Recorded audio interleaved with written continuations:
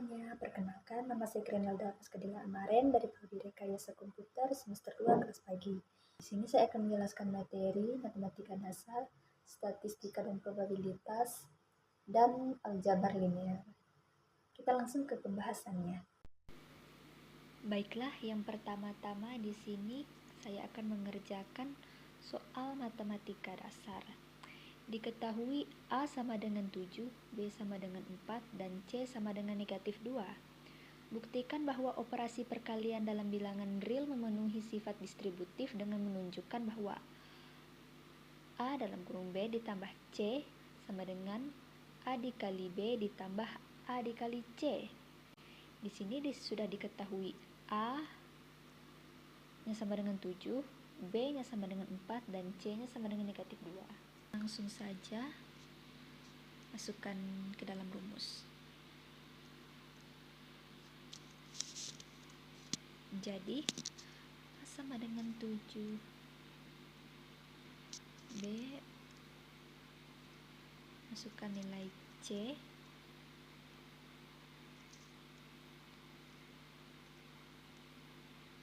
sama dengan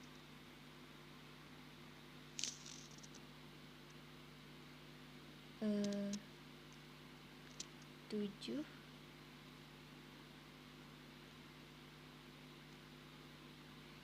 dikali 4 ditambah 7 dikali negatif 2.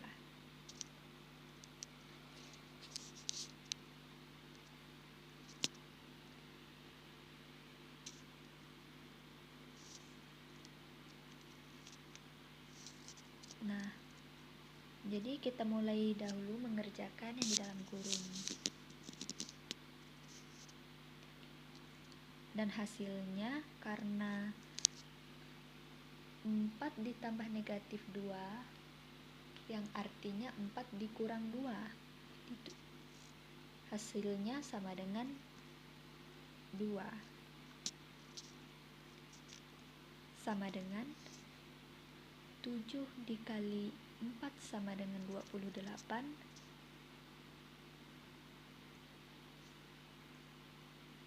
ditambah 7 dikali negatif 2, hasilnya negatif 14. 7 dikali 2,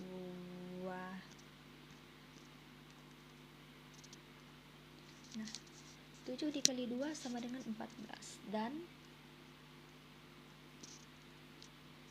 28 ditambah negatif 14, karena negatif berarti 28 dikurang 14. 28 dikurang 14 sama dengan 14. Jadi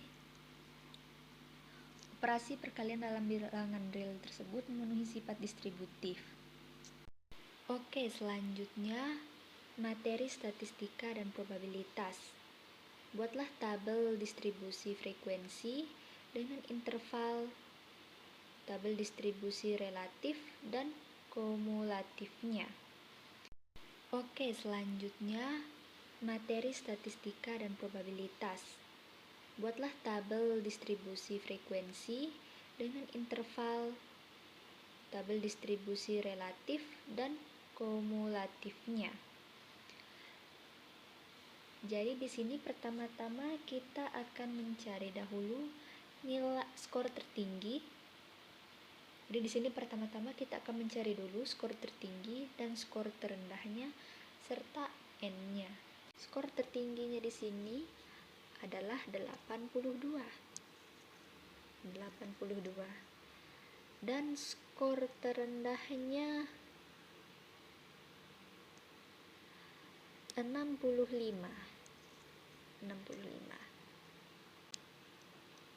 Dan untuk nilai n-nya bisa dihitung dari 4. Dan di sini ada 1, 2, 3, 4, 5, 6, 7, 8, 9, 10. Jadi n-nya 40. skor tertingginya 82. Skor terendahnya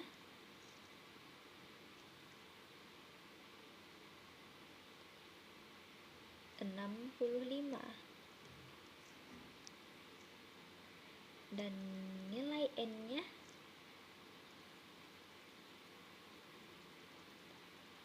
sama dengan 40.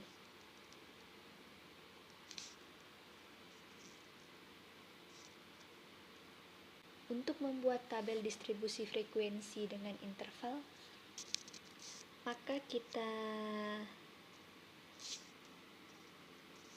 tulis dahulu rumusnya. Nah, di sini kita akan mencari banyaknya kelas interval K. Rumusnya 1 ditambah 3,3 log N. Jadi log 40 hasilnya seperti ini.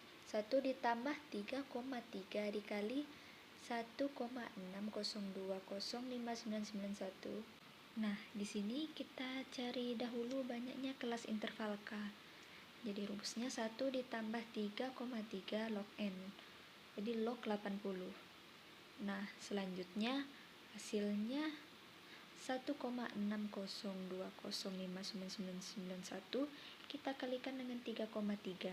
Jadi hasilnya 5,286797971.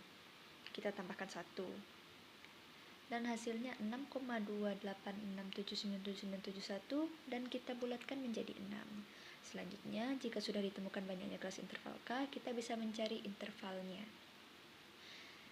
Jadi, skor tertinggi dikurangi skor terendah dibagi dengan banyaknya kelas interval K. Dan 82 dikurang 65 sama dengan 17, kita bagikan dengan 6, hasilnya 2,8333333 dibulatkan menjadi 3. Nah, jadi di sini saya sudah membuatkan kelas intervalnya frekuensi relatif dan frekuensi kumulatif. Jadi di sini tinggal kita buat dengan hitung 65, 66, 67 itu 68, 69, 70 dan seterusnya. Dan frekuensinya kita tinggal hitung di dalam kelas interval ini ada berapa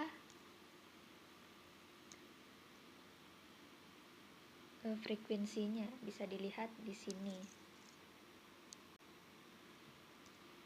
Misalnya dalam kelas interval 65, 66, 67 ada 3 kelas, ada 3 anggotanya. Begitu juga seterusnya. Dan untuk menghitung frekuensi relatif, misalnya frekuensi dibagi dengan N dan 2 dibagi 40 sama dengan 0,05. Begitu juga seterusnya untuk frekuensi kumulatif.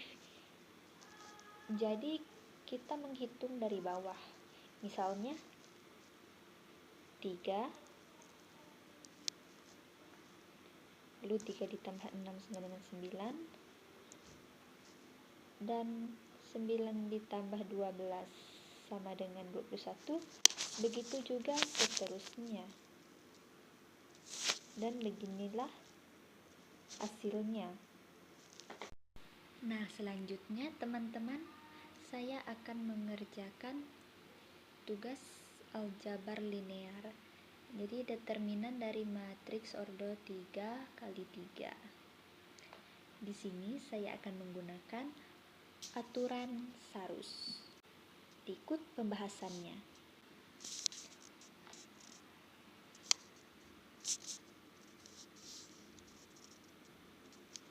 Nah, jadi di sini kita silang-silangkan seperti pada gambar tersebut, dan kita masukkan ke dalam rumus determinan A berikut. Jadi 5 dikali 1 dikali 0 sama dengan 0. 3 dikali negatif 2 dikali 2 sama dengan negatif 12. Dan 0 dikali negatif 1 sama dengan 0. Terus di sini dikurang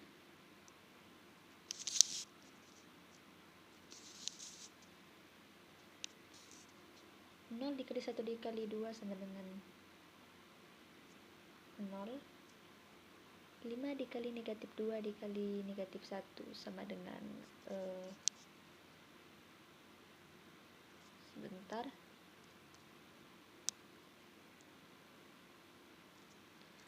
sama dengan 10. Dan 3 dikali 0 dikali 0 sama dengan 0. Jadi di sini tinggal dijumlahkan masing-masing di dalam tanda kurung. Dan hasilnya negatif 12 kurang 10. Hasilnya adalah negatif 22. Jadi beginilah hasilnya. Jadi inilah soal-soal pembahasan dari remedi saya. Saya mohon maaf bila ada kesalahan kata. Terima kasih.